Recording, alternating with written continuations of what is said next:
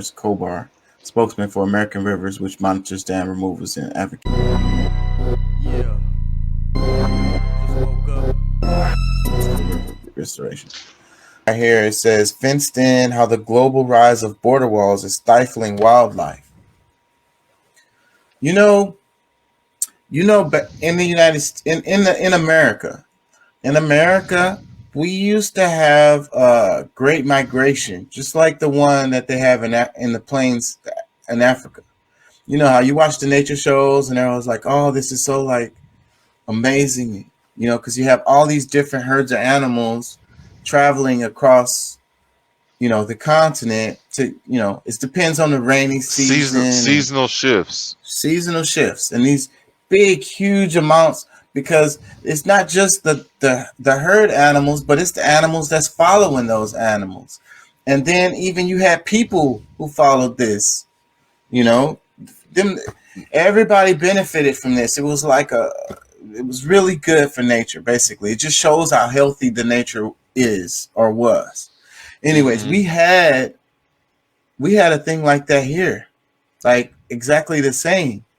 But when they came over here and they started building these fences, it broke those navigation routes for the animals, which also collapsed their populations.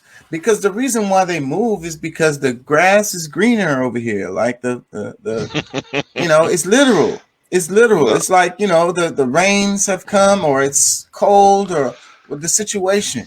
We got to yeah, go to the pastures. So, when you put these fences up, it keeps them from doing that. It collapses their population.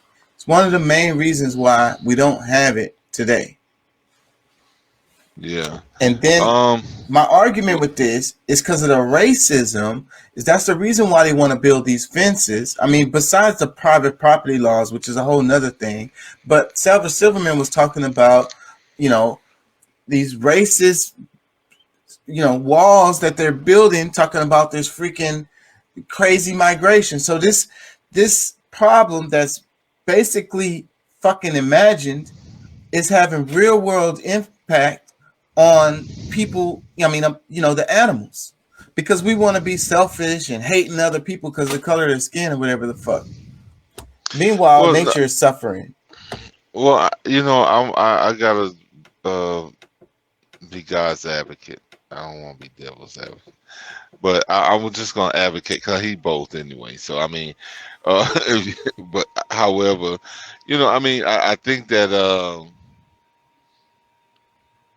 it's not all about the hate because I think overall, I mean, we started building. I mean, even in old time, like way back ancient times, that even like there was barriers to keep certain animals out of their civilization, so that maybe they'll go around whatever that civilization they had. So I mean, um, maybe we can tie it into that more recent, possibly, but I think that we still have to kind of give the idea that you know, it it's to protect more people. There's more people on the planet now than ever before, and because of the way we're situated, I mean, having bobcats and uh, like different animals just in your backyard might not be, you know, might not be so good for you or your family, your child. You know what I'm saying? So it may not totally be bit, because I'm not going to say that none of it is, but some of it might just be for the protection of humans. Uh, we're we're not protecting humans if we're destroying nature. Let me play this stuff. On the